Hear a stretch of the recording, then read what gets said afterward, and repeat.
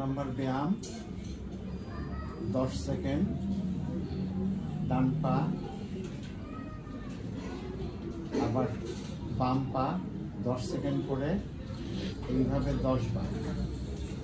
2 নম্বর exercise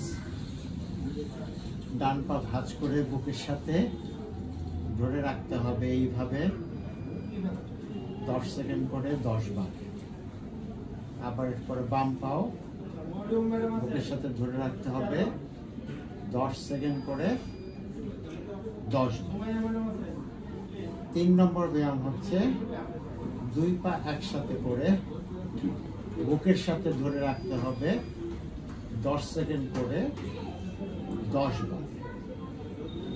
এরপরের ব্যায়াম হচ্ছে পা দুটো ভাঁজ করে রেখে কোমরটা তুলতে হবে আস্তে আস্তে, একদম সমান করে ফেলতে হবে এইভাবে 10 সেকেন্ড থাকতে হবে 10 বার। এই 4টা ব্যায়াম নিয়মিত করতে হবে।